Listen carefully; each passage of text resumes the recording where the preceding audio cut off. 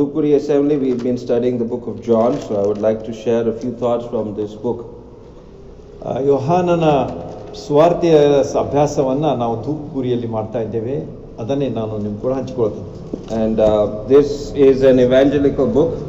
ಇದು ಸ್ವಾರ್ಥೆಯ ಒಂದು ಪುಸ್ತಕ. And this is written by a very close disciple of the Lord Jesus Christ. ಬಹಳ ನಿಕಟವರ್ತಿಯಾದಂತಹ ಶಿಷ್ಯ ಯೋಹಾನನು ಬರೆದಂಥದ್ದು. This is a disciple who leaned on the breast of the Lord Jesus Christ. ಕರ್ತನಾದ ಯೇಸು ಕ್ರಿಸ್ತರ ಭುಜದ ಮೇಲೆ ಒರಗಿಕೊಂಡು ಇರುವಂತಹ ಒಬ್ಬ ವ್ಯಕ್ತಿ ಯೋಹಾನ. This is a disciple who stood at the cross and saw the Lord Jesus Christ dying.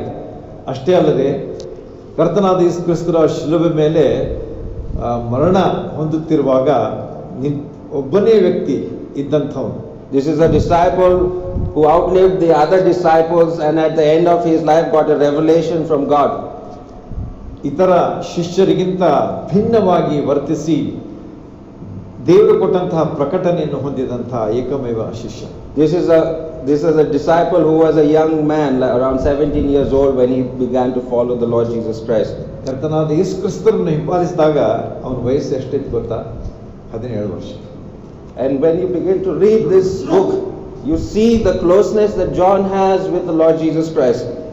ಈ ಸ್ವಾರ್ಥೆಯನ್ನು ನೀವು ಓದ್ರಿ, ಆಗ ಕರ್ತನಾದ ಯೇಸು ಕ್ರಿಸ್ತರೊಂದಿಗಿದ್ದಂಥ ಒಂದು ಸಮೀಪದ ಬಾಂಧವ್ಯ ಎಷ್ಟಿತ್ತು ಅಂತ ಹೇಳಿ ನಿಮ್ಗೆ ಗೊತ್ತಾಗ್ತದೆ. You read Matthew, Mark and Luke, there are a lot of similarities you will see. ಮತ್ತಾಯ, ಲೂಕ, ಮಾರ್ಕ ಇವುಗಳನ್ನು ಓದುವಾಗ ಬಹಳಷ್ಟು ವಿಷಯಗಳು ನಮಗೆ ಕಾಣ್ತವೆ. And that's why they call the synoptic gospels. ಅದು ಕಾರಣವಾಗಿ ಸಿನಾಪ್ಟಿಕ್ ಗಾಸ್ಪಲ್ಸ್ ಅಂತ ಹೇಳಿ ಕರೀತಾರೆ. But when you begin to read the book of John, there's something special, there's something different about this book. ಯೋಹಾನ ಸ್ವಾರ್ಥೆಯನ್ನು ನೀವು ಓದುವಾಗ ಏನೋ ವಿಶೇಷವಾದಂತಹ ವಿಶೇಷವಾದ ಸಂಗತಿಗಳನ್ನು ಕಾಣ್ತವೆ. And perhaps John is writing because he's seen some things have been left out from Matthew, Mark and Luke, and he wants to write about the Lord Jesus Christ. ಮತ್ತಾಯ, mark, ಲೂಕ ಏನೋ ಬಿಟ್ಟಿದ್ದಾರೆ ಎನ್ನುವಂತಹ ರೀತಿಯಲ್ಲಿ ಯೋಹಾನನು ಅವುಗಳನ್ನು ಸೇರಿಸಿ ಬರೀತಾ ಇದ್ದಾನೆ. And he is writing in his old age. ಯಾವಾಗ ಬರೀತಾ ಇದ್ದಾನೆ? ಮುಪ್ಪಿನವನಾದ. And he has been preaching the gospel for many years, and towards the end of his life he is coming and he is writing about the Lord Jesus Christ. ಮಧ್ಯ ಸಮಯದಲ್ಲಿ ಅಂದ್ರೆ 17ರಿಂದ ಮುಪ್ಪಿನವನಾಗುವವರೆಗೆ ಆತನು ಸೇವೆ ಮಾಡ್ತಾ ಇದ್ದ. ಆಮೇಲೆ ಕೊನೆಗೆ ಆತನು ಸ್ವಾರ್ಥೆಯನ್ನ ಬರೆದಾಗ ಎಲ್ಲ ವಿಷಯಗಳನ್ನ ಸೇರಿಸ್ತಾ ಇದ್ದ. But even in his old age you can see how the Lord is really the Lord of his life, and the very closeness he has with the Lord Jesus Christ. ಈ ಸ್ವಾರ್ಥೆ ನೀವು ಓದುವಾಗ ಕರ್ತನಾದ ಯೇಸು ಕ್ರಿಸ್ತರು ಎಷ್ಟು ನನಗೆ ಸಮೀಪವಾಗಿದ್ದಾನಲ್ಲ ಎನ್ನುವಂತಹ ರೀತಿಯಲ್ಲಿ ನೀವು ಕಾಣ್ತೀರಿ. And he pens down those words in John chapter 3 verse 16. We all said it this morning. ಕೇಂದ್ರ ಬಿಂದುವಾದಂತಹ 3ನೇ ಅಧ್ಯಾಯ 6ನೇ ವಚನದಲ್ಲಿ ನೀವು ನೋಡ್ತಿರಲ್ಲ, ದೇವರ ಲೋಕದ ಮೇಲೆ ಎಷ್ಟೋ ಪ್ರೀತಿಯನ್ನು ಇಡ್ತಾನೆ, ಒಬ್ಬನೇ ಮಗನನ್ನು ಕೊಟ್ಟನು, ಆತನು ಒಬ್ಬನಾದರೂ ನಾಶವಾಗದೆ ಎಲ್ಲರೂ ನಿತ್ಯ ಜೀವನ ಪಡೆಯಬೇಕೆಂದು ಆತನನ್ನು ಕೊಟ್ಟನು. Those words, as he was inspired by the Holy Spirit, he penned those words. For God so loved the world that he gave his only begotten Son. ಪವಿತ್ರಾತ್ಮನಿಂದ ಪ್ರೇರಿತನಾಗಿ ಬರೆದಂತಹ ವಚನ ಇದಾಗಿದೆ. So if we try to understand, let's try to understand the Lord Jesus Christ through the eyes of John this morning. ಆದ ಕಾರಣ ಇವತ್ತು ನಾವು ಈ ವಿಷಯಗಳನ್ನ ಸಂದೇಶ ಕೇಳುವಾಗ ಸ್ನಾನಿಕನಾದ ಯೋಹಾನನು ಯಾವ ರೀತಿಯಾಗಿ ಇದನ್ನ ನೋಡ್ತಾ ಇದ್ದಾನೆ ಆ ರೀತಿಯಾಗಿ ನಾವು ಸಹ ನೋಡೋಣ. And I'm not sure how far we're going to get, but there are a few things that I want to bring out this morning.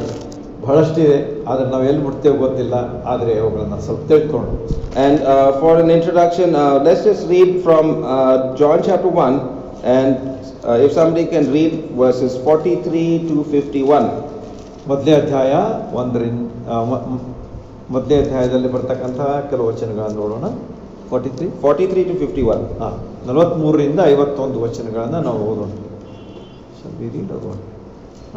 ಮರುದಿನ ಯೇಸು ಗಲಿಲಾಯಕ್ಕೆ ಹೊರಟು ಹೋಗಬೇಕೆಂದಿರುವಾಗ ಫಿಲಿಪ್ಪನನ್ನು ಕಂಡು ನನ್ನನ್ನು ಹಿಂಬಾಲಿಸುವಂದನು. ಆ ಫಿಲಿಪ್ಪನು ಬೆತ್ಸಾಯಿದವನು, ಅಂದರೆ ಅಂದ್ರೆಯ ಪೇತ್ರರ ಊರಿನವನು. ಫಿಲಿಪ್ಪನು ನತಾಯೇಲನನ್ನು ಕಂಡು ಅವನಿಗೆ, ಯಾವನ ವಿಷಯವಾಗಿ ಮೋಶೆ ಧರ್ಮಶಾಸ್ತ್ರದಲ್ಲಿ ಬರೆದನೋ ಮತ್ತು ಪ್ರವಾದಿಗಳು ಬರೆದರೋ ಆತನು ನಮಗೆ ಸಿಕ್ಕಿದನು. ಆತನು ಯಾರೆಂದರೆ ಯೋಸೇಫನ ಮಗನಾದ ನಜರೇತಿನ ಯೇಸು ಎಂದು ಹೇಳಿದನು. ನತಾನಯೇಲನು, ಒಳ್ಳೆಯದೇನಾದರೂ ನಜರೇತಿಂದ ಬರೋದುಂಟೇ ಅಂದಾಗ ಫಿಲಿಪ್ಪನು ಬಂದು ನೋಡು ಅಂದನು. ಯೇಸು ತನ್ನ ಕಡೆಗೆ ಬರುವ ನತಾಯೇಲನನ್ನು ಕಂಡು ಅವನ ವಿಷಯವಾಗಿ, ಇಗೋ ಇವನು ನಿಜವಾದ ಇಸ್ರಾಯೇಲನು, ಇವನಲ್ಲಿ ಕಪಟವಿಲ್ಲ ಅಂದನು. ನತಾಯೇಲನು, ನನ್ನನ್ನು ನೀನು ಹೇಗೆ ಬಲ್ಲೆ ಎಂದು ಯೇಸುವನ್ನು ಕೇಳಿದ್ದಕ್ಕೆ ಆತನು, ಫಿಲಿಪ್ಪನು ನಿನ್ನನ್ನು ಕರೆಯುವುದಕ್ಕೆ ಮುಂಚೆ ಫಿಲಿಪ್ಪನು ನಿನ್ನನ್ನು ಕರೆಯುವುದಕ್ಕಿಂತ ಮುಂಚೆ ನೀನು ಆ ಅಂಜೂರದ ಮರದ ಕೆಳಗೆ ಇದ್ದಾಗ ನಿನ್ನನ್ನು ನೋಡಿದೆನು ಅಂದನು. ಅದಕ್ಕೆ ನತಾಯೇಲನು, ಗುರುವೇ, ನೀನು ದೇವಕುಮಾರನು ಸರಿ, ನೀನೇ ಇಸ್ರಾಯೇಲನ ಅರಸನು ಅಂದನು. ಅದಕ್ಕೆ ಯೇಸು, ಆ ಅಂಜೂರದ ಮರದ ಕೆಳಗೆ ನಿನ್ನನ್ನು ನೋಡಿದೆನು, ನಾನು ನಿನಗೆ ಹೇಳಿದ ಮಾತ್ರದಿಂದ ನಂಬುತ್ತೀಯೋ? ಇದಕ್ಕಿಂತ ಹೆಚ್ಚಿನ ಕಾರ್ಯಗಳನ್ನು ನೋಡುವಿ ಅಂದನು. ಇದಲ್ಲದೆ ಅವನಿಗೆ, ನಾನು ನಿಮಗೆ ನಿಜ ನಿಜವಾಗಿ ಹೇಳ್ತೇನೆ, ಪರಲೋಕವು ತೆರೆದಿರುವುದನ್ನು ಮನುಷ್ಯಕುಮಾರನ ಮೇಲೆ ದೇವದೂತರು ಏರಿ ಹೋಗುತ್ತಾ ಇಳಿದು ಬರುತ್ತಾ ಇರುವುದನ್ನು ನೋಡುವಿರಿ ಎಂದು ಹೇಳಿದರು. Now verse 43 starts with the next day. 43ನೇ ವಚನ ಮರುದಿನ ಎಂಬುದಾಗಿ ಆರಂಭವಾಗುತ್ತದೆ. Now how many days are mentioned in this chapter over here? ಈ ಅಧ್ಯಾಯದಲ್ಲಿ ಎಷ್ಟು ದಿವಸಗಳು ನಮಗೆ ಹೇಳಲ್ಪಟ್ಟಿವೆ? You would have to start counting from verse 19. 19ರಿಂದ ನೀವು ಓದಲಿಕ್ಕೆ ಶುರು ಮಾಡ್ರಿ. You will say that this is John's testimony when the Jews from Jerusalem sent priests and Levites to ask him, who are you? ನೋಡ್ರಿ, ಯೋಹಾನನು ಕೊಟ್ಟ ಸಾಕ್ಷಿ ಏನಂದ್ರೆ, ಯೆಹೂದ್ಯರು ಯೆರೂಸಲೇಮಿನಿಂದ ಯಾಜಕರನ್ನು ಲೇವಿಯರನ್ನು ಅವನ ಬಳಿಗೆ ಕಳಿಸಿ ನೀನು ಯಾರೆಂದು ಕೇಳಿದ್ದಕ್ಕೆ ಎಂಬುದಾಗಿ ಶುರು ಆಗ್ತದೆ. Now note down in your Bible, that's day 1. ಮೊದಲೇ ದಿವಸ, okay, ಗುರುತು ಮಾಡಿ. Now the second day, in verse 29 you see, the next day John saw Jesus coming toward him and said, here is the Lamb of God who takes away the sin of the world. 29ನೇ ವಚನದಲ್ಲಿ ಎರಡನೇ ದಿವಸ ಆರಂಭ ಆಗ್ತದೆ, ಗುರುತಿಸ್ಕೊಡ್ರಿ. ಮರುದಿನ ಯೋಹಾನನು ತನ್ನ ಕಡೆಗೆ ಬರುವ ಯೇಸುವನ್ನು ನೋಡಿ, ಅಗೋ ಯಜ್ಞಕ್ಕೆ ದೇವರು ನೇಮಿಸಿದ ಕುರಿ, ಲೋಕದ ಪಾಪವನ್ನು ನಿವಾರಣೆ ಮಾಡುವವನು, ನನ್ನ ಹಿಂದೆ ಬರುವವನು ನನಗಿಂತ ಮೊದಲೇ ಇದ್ದದರಿಂದ ಎಂಬುದಾಗಿ ಓದ್ತೀವಿ. Then in verse 35 you have the next day John was standing with two of his disciples. When he saw Jesus passing by, he said, look, the Lamb of God. ಈಗ 35ನೇ ವಚನಕ್ಕೆ ಬರುವಾಗ, ಮರುದಿನ ತಿರುಗಿ ಯೋಹಾನನು ಅವನ ಶಿಷ್ಯರಲ್ಲಿ ಇಬ್ಬರು ನಿಂತುಕೊಂಡಿದ್ದಾಗ ಯೋಹಾನನು ಅಲ್ಲಿ ತಿರುಗಾಡುತ್ತಿರುವ ಯೇಸುವನ್ನು ನೋಡಿ. So there are 3 days. 3 ದಿವಸಗಳಾದವು. And in verse 43 you have the 4th day. The next day he decided to leave Galilee. Jesus found Philip and told him, follow me. 43ನೇ ವಚನಕ್ಕೆ ಬರುವಾಗ 4ನೇ ದಿವಸ ಶುರು ಆಗ್ತದೆ ನೋಡ್ರಿ. ಮರುದಿನ ಯೇಸು ಗಲಿಲಾಯಕ್ಕೆ ಹೊರಟು ಹೋಗಬೇಕೆಂದಿರುವಾಗ, now out of these 4 days you got 3 days of the ministry of John the Baptist. ಈ 4 ದಿವಸಗಳಲ್ಲಿ ಮೊದಲೇ 3 ದಿವಸಗಳ ಬಗ್ಗೆ ನಾವೇನ್ ನೋಡ್ತೀವಿ? ಸ್ನಾನಿಕನಾದ ಯೋಹಾನನ ಸೇವೆ. And I would say this is one of the greatest conventions that ever happened in these 3 days. ಈ 3 ದಿವಸಗಳಲ್ಲಿ ಬಹಳ ದೊಡ್ಡ ಕೆಲಸ ಆಗಿಬಿಟ್ಟಿದೆ. Growing up, we would go for conventions in the month of December. We have a great preacher come and he would preach and he would give fiery messages and he would call people forward. How many of you put your trust in the Lord Jesus Christ? ಈಗ ವರ್ಷದಾಂತ್ಯಕ್ಕೆ ಒಂದು ದೊಡ್ಡ ಸಭೆ ಸೇರಿ ಬರ್ತದೆ. ಅದರಲ್ಲಿ ಸ್ವಾರ್ಥಿಕರು ಬಹಳ ಶಕ್ತಿಯುತವಾಗಿ ದೇವರ ವಾಕ್ಯ ಹೇಳ್ತಾರೆ. ಅನೇಕರನ್ನ ಮುಂದೆ ಕರೆಯುವಾಗ ರಕ್ಷಣೆ ಹೊಂದಿ ಅವರು ಬರ್ತಾರೆ. So we have 3 days convention, 4 days convention, some have 5 days and some have even 1 month conventions. 3 ದಿವಸ, 4 ದಿವಸ, 5 ದಿವಸ, 1 ತಿಂಗಳು, ಹೀಗೆ ಬೇರೆ ಬೇರೆ ಅವಧಿಯಲ್ಲಿ. But here are 3 days of a convention by John the Baptist and he shook an entire nation. ಈ 3 ದಿವಸಗಳ ಸೇವೆಯಲ್ಲಿ ಸ್ನಾನಿಕನಾದ ಯೋಹಾನ ಏನ್ ಮಾಡ್ತಾ ಇದ್ದಾನೆ ಅಂತಂದ್ರೆ ಇಡೀ ದೇಶವನ್ನೇ ಅಲ್ಲಾಡಿಸ್ತಾ ಇದ್ದಾನೆ. The entire nation of Israel got shaken of this man preaching in the wilderness. ಅಡವಿಯಲ್ಲಿದ್ದುಕೊಂಡು ಸೇವೆ ಮಾಡ್ತಕ್ಕಂಥ ಯೋಹಾನನಿಂದ ಇಡೀ ದೇಶವೇ ಅಲ್ಲಾಡಿಸಲ್ಪಟ್ಟಿದೆ. Some even thought that this John is the Messiah. ಕೆಲವರು ಏನು ವಿಚಾರ ಮಾಡಿದ್ರು, ಈ ಯೋಹಾನ ಅಂದ್ರೆ ಮೆಸ್ಸಿಯನು ಅಂತ ಹೇಳಿ. So they came to him, are you the Messiah, the one who was prophesied about? ಕೆಲವರು ಬಂದು ಕೇಳ್ತಾ ಇದ್ದಾರೆ, ನೀನೇ ಬರ್ತಕ್ಕಂಥ ಮೆಸ್ಸಿಯನೋ ನಮಗೆ ಹೇಳು. No, in verse 23 he said, I am a voice of one crying out in the wilderness, make straight the way of the Lord. ಆಗ ಸ್ನಾನಿಕನಾದ ಯೋಹಾನ ಏನು ಹೇಳ್ತಾನೆ ನೋಡ್ರಿ, 23ನೇ ವಚನದಲ್ಲಿ, ಕರ್ತನ ದಾರಿಯನ್ನು ನೆಟ್ಟಗೆ ಮಾಡ್ರಿ ಎಂದು ಅಡವಿಯಲ್ಲಿ ಕೂಗುವನು ಶಬ್ದವದೇ ಎಂಬುದಾಗಿ ಯೋಹಾನ ಹೇಳ್ತಾನಷ್ಟೇ. ಅದನ್ನೇ ನಾನು ನಿಮ್ಗೆ ಹೇಳ್ತಾ ಇದ್ದೀನಿ. Now let's try to get this background over here. What kind of a people was John the Baptist preaching to? ಯಾವ ವಿಧವಾದಂತಹ ಜನರಿಗೆ ಸ್ನಾನಿಕನಾದ ಯೋಹಾನನು ಬೋಧಿಸ್ತಾ ಇದ್ದನೋ ಅಥವಾ ಪ್ರಸಂಗಿಸ್ತಾ ಇದ್ದಾನೆ ಅನ್ನೋದನ್ನ ನಾವು ಸ್ವಲ್ಪ ನೋಡೋಣ. If you turn to John chapter 8 verse 44, 8:44 ಕಡೆಗೆ ನಾವು ಬರುವಾಗ here Jesus is telling about the people of Israel, the Jews, what kind of people they are. ಅಲ್ಲಿ ಯಹೂದ್ಯರು ಯಾವ ಪ್ರಕಾರದ ಜನರಾಗಿದ್ದಾರೆ ಎಂಬುದನ್ನು ಹೇಳ್ತಾನೆ. He says, you are of your father the devil, and you want to carry out your father's desire. He was a murderer from the beginning and has not stood in the truth, because there is no truth in him. When he tells a lie, he speaks from his own nature, because he is a liar and the father of liars. ಇಲ್ಲಿ ನೋಡಿ 4ನೇ ವಚನದಲ್ಲಿ, ಸೈತಾನನು ನಿಮ್ಮ ತಂದೆ, ನೀವು ಆ ತಂದೆಯಿಂದ ಹುಟ್ಟಿದವರಾಗಿದ್ದು ನಿಮ್ಮ ತಂದೆಯ ದುರಿಚ್ಛೆಗಳನ್ನೇ ನಡೆಸಬೇಕೆಂದಿದ್ದೀರಿ ಎಂಬುದಾಗಿ ಆತನು ಇಲ್ಲಿ ಹೇಳ್ತಾರೆ. These Jewish people have started believing a lie. ಸುಳ್ಳನ್ನು ನಂಬಿದಂತಹ ಜನರು ಯಹೂದ್ಯರಾಗಿದ್ದರು. And this is a very sad state of the Jewish people even today. ಯಹೂದ್ಯರ ದುಸ್ಥಿತಿಯು ಇವತ್ತೂ ಸಹ ಇದೇ ಆಗಿದೆ. John the Baptist called these Jews you snakes.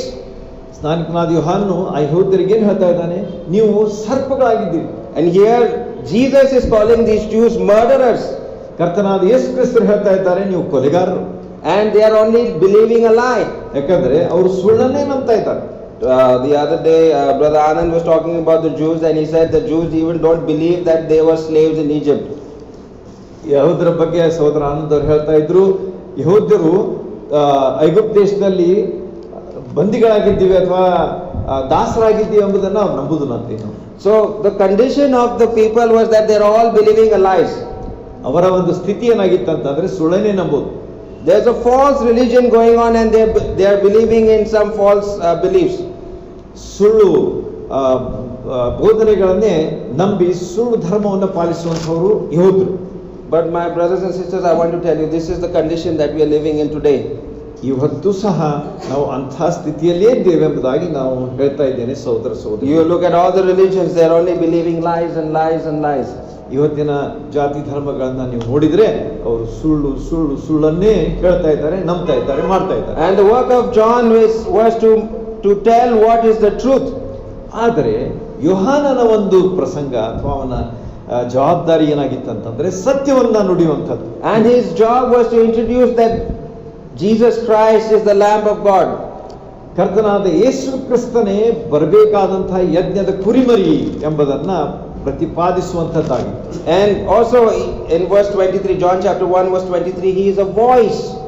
23ನೇ ಅಧ್ಯಾಯ 23ನೇ ವಚನದಲ್ಲಿ ಹೇಳುವಾಗ ಆತನು ಒಂದು ಧ್ವನಿಯಾಗಿದ್ದಾನೆ, ಕೂಗುವವನ ಶಬ್ದ. Who is the Lord Jesus Christ in John chapter 1 verse 1? ಮಧ್ಯವಚನದಲ್ಲಿ ನಾವು ನೋಡುವ ಪ್ರಕಾರ ಕರ್ತನಾದ ಯೇಸು ಕ್ರಿಸ್ತರು ಏನಾಗಿದ್ದಾರೆ? What is he called over there? ಏನಾಗಿದ್ದಾರೆ? ಏನೊಂದು ಕರೆಯಲ್ಪಟ್ಟಿದ್ದಾರೆ? He is the word. ಶಬ್ದ. ಆದಿಯಲ್ಲಿ ವಾಕ್ಯವಿತ್ತು.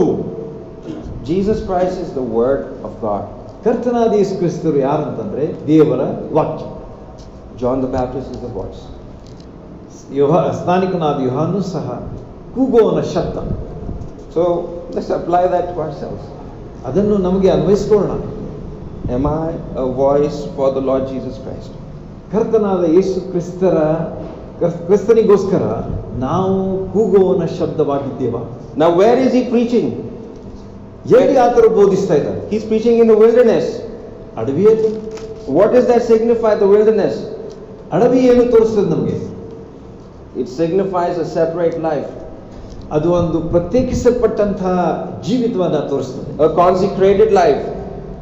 ಆತನ ಜೀವನ ಅದು ಪ್ರತ್ಯೇಕಿಸಲ್ಪಟ್ಟಂಥದ್ದು, ಕರೆಯಲ್ಪಟ್ಟದ್ದು. Not looking at worldly pleasures.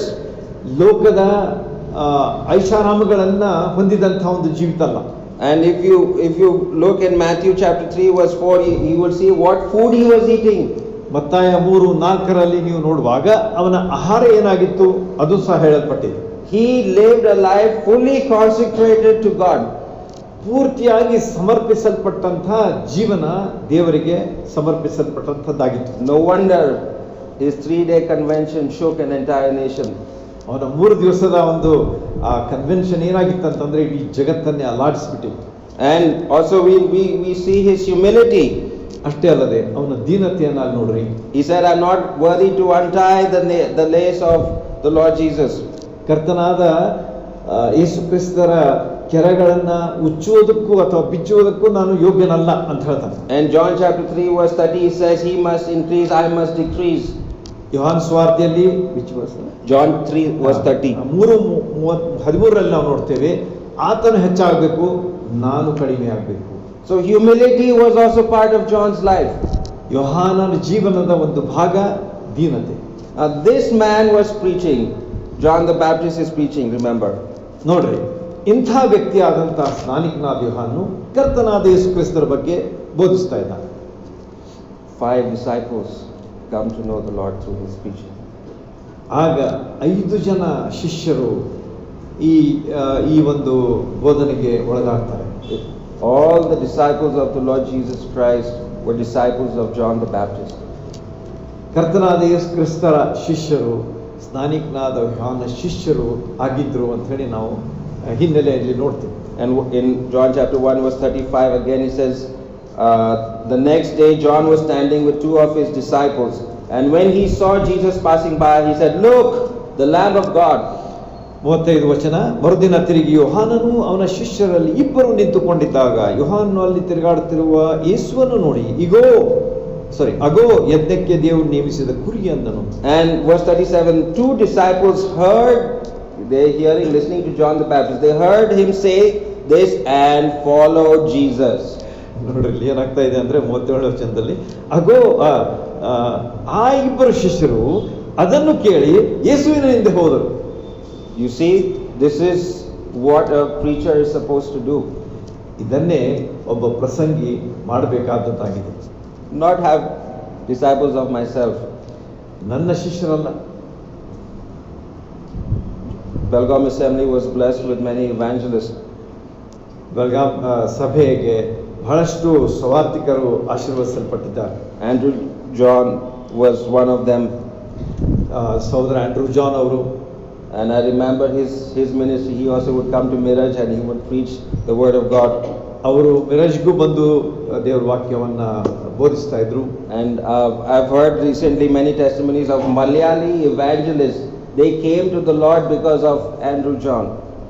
ಸಹೋದರ ಆಂಡ್ರೂ ಜಾನ್ ಅವರ ಸುವಾರ್ತೆಯ ಸೇವೆಯ ಮೂಲಕವಾಗಿ ಅನೇಕ ಮಲಯಾಳಿ ಸಹೋದರರು ಸಹೋದರಿಯರು ಸೇವೆಗೆ ಬಂದಿದ್ದಾರೆ. He was working in the Navy. He would go to Kerala also and he would preach.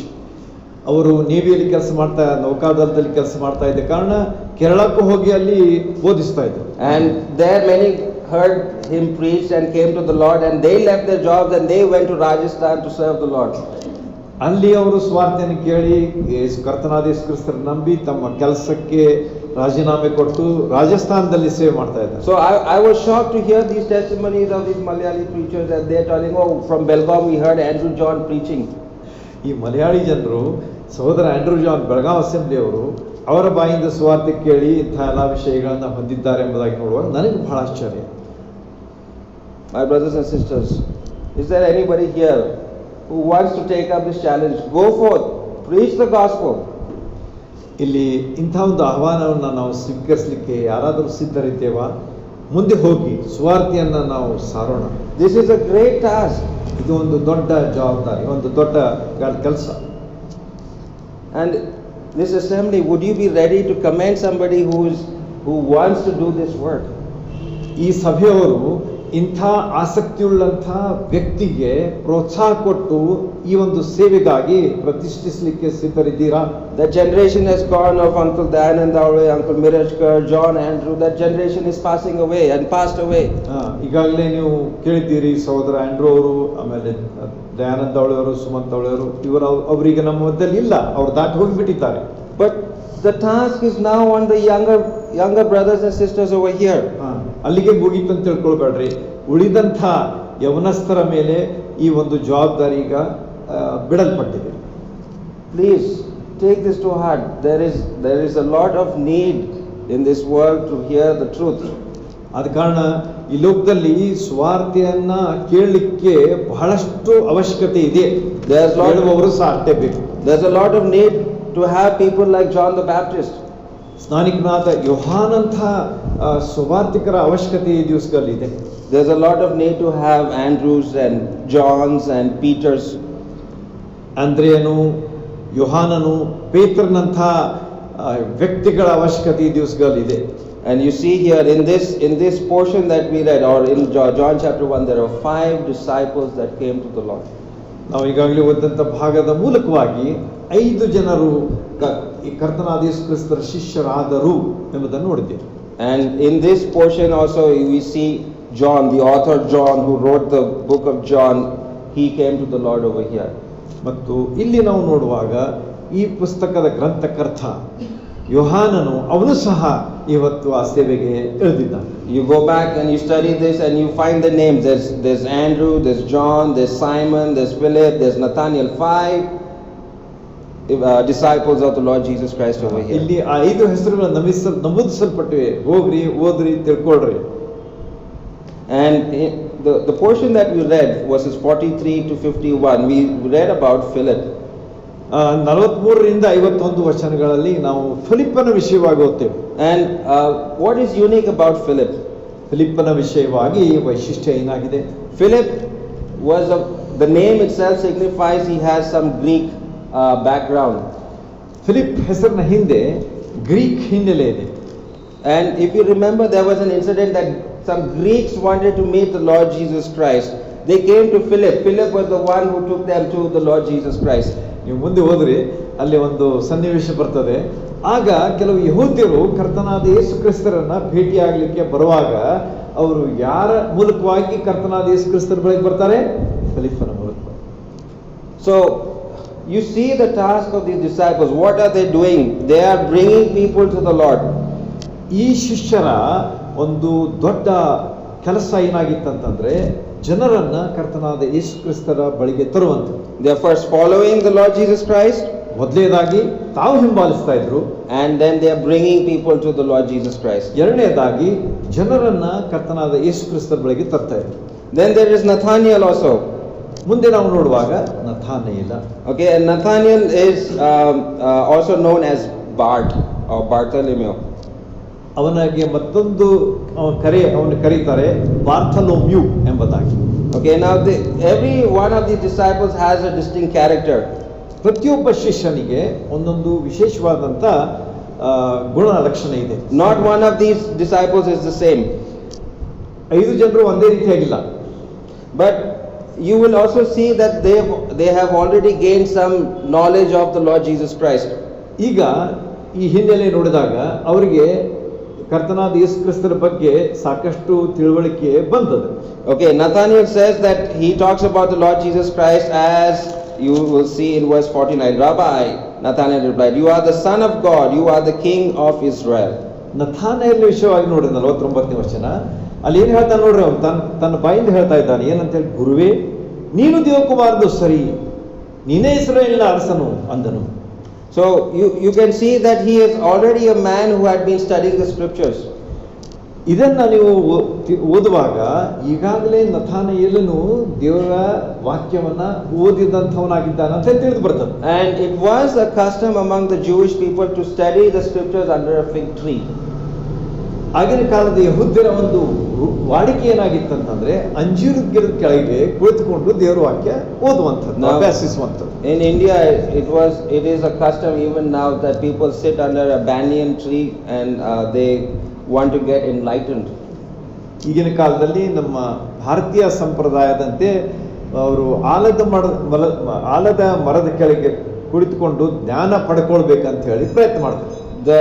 The tree of Israel, or the tree that signified Israel, was a fig tree.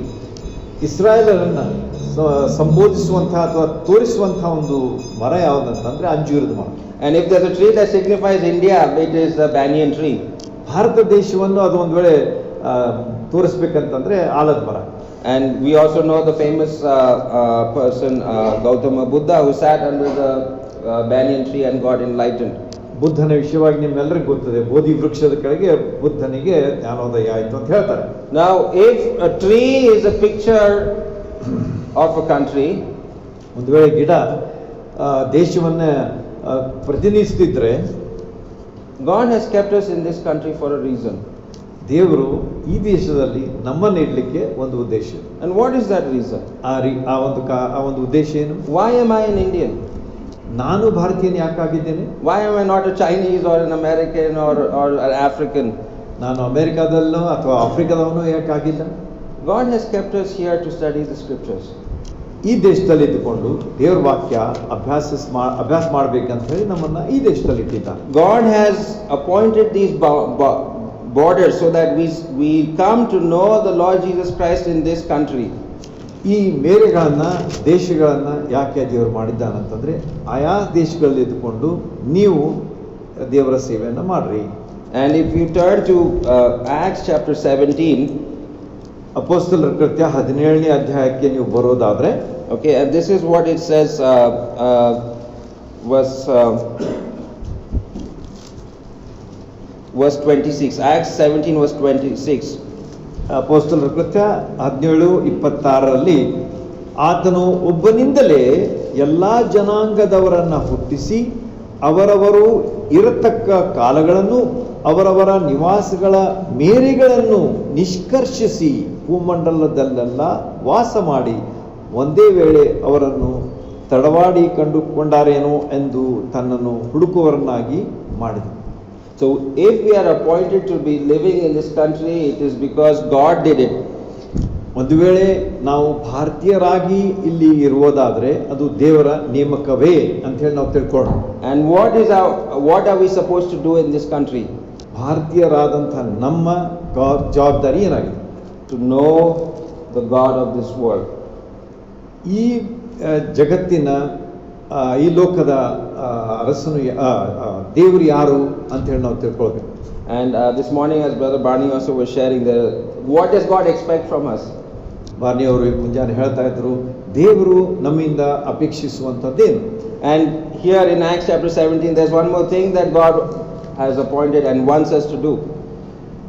ಅಪೊಸ್ತಲರ ಕೃತ್ಯ 17ನೇ ಅಧ್ಯಾಯದಲ್ಲಿ ದೇವರು ಮತ್ತೊಂದು ವಿಷಯವನ್ನು ಮಾಡಲಿಕ್ಕೆ ಹೇಳ್ತಾ ಇದ್ದಾರೆ. It says in verse 27, He did this so that they may seek God and perhaps that they might reach out to find Him, though He is not far from each one of us. For in Him we live and move and exist, as even some of our own poets have said, for we are all His offspring. ನೋಡ್ರಿ 27-28 ವಚನಗಳಲ್ಲಿ ಅಲ್ಲಿ ಆತನು ಸ್ಪಷ್ಟವಾಗಿ ಹೇಳ್ತಾ ಇದ್ದಾನೆ, ಒಂದು ವೇಳೆ ಅವರು ತಡವಾಡಿ ಕಂಡುಕೊಂಡಾರೋ ಎಂದು ತನ್ನನ್ನು ಹುಡುಕುವವರನ್ನಾಗಿ ಮಾಡಿದನು. ಆತನು ನಮ್ಮಲ್ಲಿ ಒಬ್ಬನಿಗೂ ದೂರವಾದವನಲ್ಲ. ಆತನಲ್ಲಿಯೇ ನಾವು ಜೀವಿಸುತ್ತೇವೆ, ಚಲಿಸುತ್ತೇವೆ ಮತ್ತು ಆತನಲ್ಲಿ ಇರುತ್ತೇವೆ. ನಿಮ್ಮ ಕವಿಗಳಲ್ಲಿಯೂ ಕೆಲವರು ನಾವು ಆತನ ಸಂತಾನದವರೇ ಎಂಬುದಾಗಿ ಹೇಳಿದ್ದಾರೆ. And in verse 30 it says that God now commands all people everywhere to repent. 30ನೇ ವಚನ, ಆ ಅಜ್ಞಾನ ಕಾಲಗಳನ್ನು ದೇವರು ಲಕ್ಷ್ಯಕ್ಕೆ ತರಲಿಲ್ಲ. ಈಗಲಾದರೂ ಆತನು 4 ದಿಕ್ಕುಗಳಲ್ಲಿರುವ ಮನುಷ್ಯರೆಲ್ಲರೂ ತನ್ನ ಕಡೆಗೆ ತಿರುಗಿಕೊಳ್ಳಬೇಕೆಂದು ಅಪ್ಪಣೆ ಕೊಡುತ್ತಾನೆ. So what does God want from you today? ದೇವರು ನಿಮ್ಮಿಂದ ಅಪೇಕ್ಷಿಸ್ತಾ ಇದ್ದಾನೆ ಏನು? He wants you to repent. ನೀವು ಪಶ್ಚಾತ್ತಾಪಡ್ರಿ. He wants you to follow the Lord Jesus Christ. ಕರ್ತನಾದ ಯೇಸು ಕ್ರಿಸ್ತರನ್ನ ಹಿಂಬಾಲಿಸ್ರಿ. And that is His expectation this morning. ಅದೇ ಆತನ ಒಂದು ಅಪೇಕ್ಷೆ ಇವತ್ತು ಮುಂಜಾನೆ. Now let me just wrap this all up and I'll try to end soon.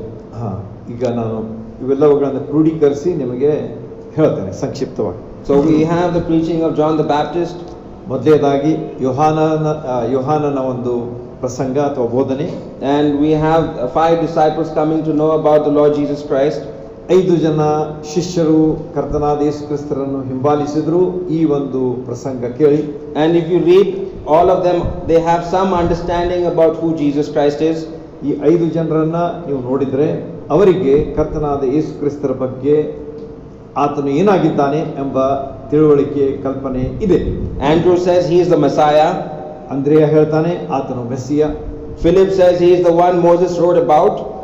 Philip ಹೇಳ್ತಾನೆ ಮೋಶೆ ಬರೆದಂತಹ ವ್ಯಕ್ತಿ ಈತನೇ. And Nathanael confesses that Jesus is the Son of God and the King of Israel. ನಥಾನಿಯೇಲ್ ಹೇಳ್ತಾನೆ ಏನಂತ ಹೇಳಿ, ನೀನೇ ದೇವಕುಮಾರನು, ನೀನೇ ಬರಬೇಕಾದಂತಹ ಅರಸನು. But the most important thing that we need to know about Jesus is that He is the Lamb of God. ಎಲ್ಲಕ್ಕಿಂತ ಮುಖ್ಯವಾದಂತಹ ವಿಷಯ ಯಾವುದಂತಂದ್ರೆ ಆತನು ಯಜ್ಞದ ಕುರಿಮರಿಯಾಗಿದ್ದಾನೆ. The Lamb of God. ಯಜ್ಞದ ಕುರಿಮರಿ. The Lamb that was slain on the cross. ಆ ಯಜ್ಞದ ಕುರಿಮರಿ ಎಲ್ಲಿ ಅರ್ಪಿಸಲ್ಪಟ್ಟಿತು? ಶಿಲುಬೆಯ ಮೇಲೆ. That lamb took away the sins of the world. ಆ ಯಜ್ಞದ ಕುರಿಮರಿ ಇಡೀ ಲೋಕದ ಪಾಪವನ್ನು ಪರಿಹರಿಸಿತು. And that is the introduction John the Baptist has given these disciples.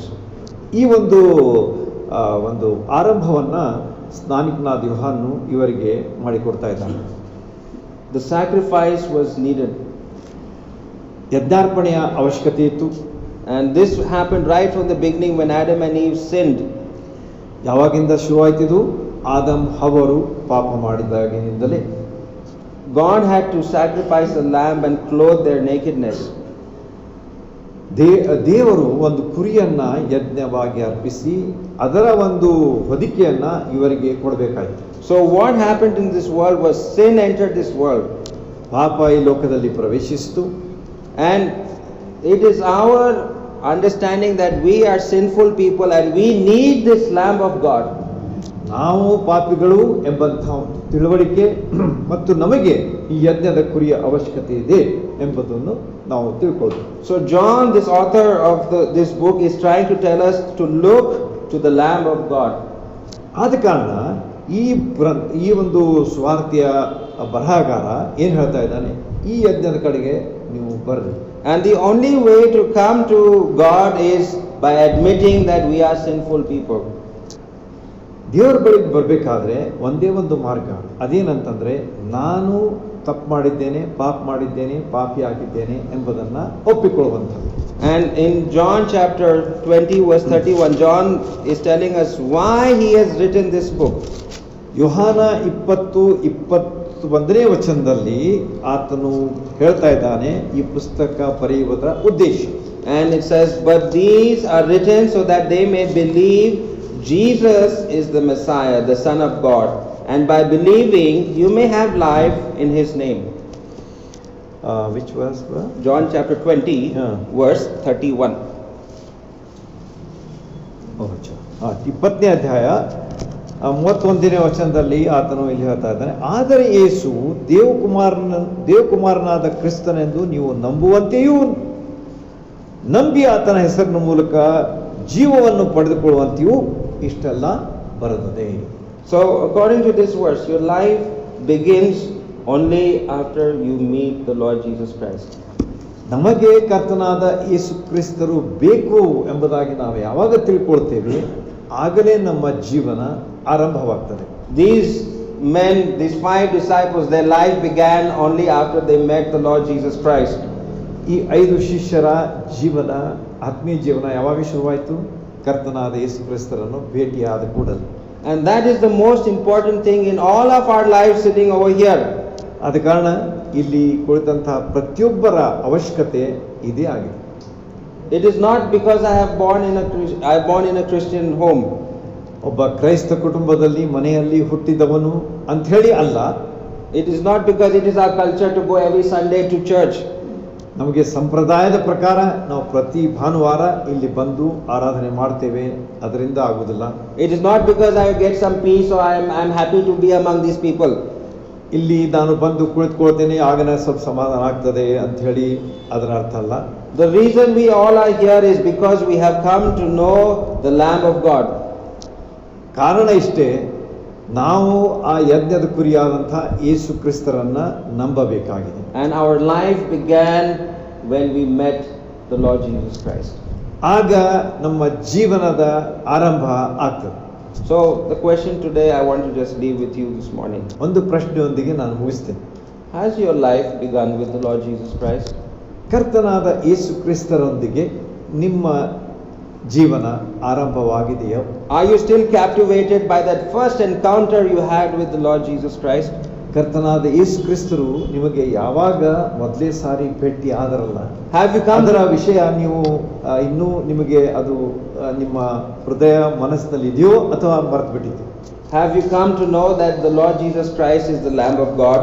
ಕರ್ತನಾದ ಯೇಸು ಕ್ರಿಸ್ತರು ಯಜ್ಞದ ಕುರಿ ಎಂಬುದನ್ನ ನಾವು ತಿಳ್ಕೊಂಡಿದ್ದೀವಾ? If not, please make this the day that you come to know the Lord Jesus Christ. ಒಂದು ವೇಳೆ ಇಲ್ಲ ಅಥವಾ ಅದು ನಾನು ನೋಡಿಲ್ಲ ಅಂತ ಹೇಳಿದ್ರೆ ಈ ಹೊತ್ತೆ ನೀವು ಆತನನ್ನ ಯಜ್ಞದ ಕುರಿಯಾಗಿ ಸ್ವೀಕರಿಸಿಕೊಳ್ಳಿ. May the Lord help us to understand these words. ದೇವರು ನಮಗೆ ಈ ವಿಷಯಗಳನ್ನು ತಿಳ್ಕೊಳ್ಳಿಕ್ಕೆ ನಮಗೆ ಸಹಾಯ ಮಾಡಿ. May the Lord's name be glorified. ದೇವರ ನಾಮಕ್ಕೆ ಸ್ತೋತ್ರವಾಗಲಿ.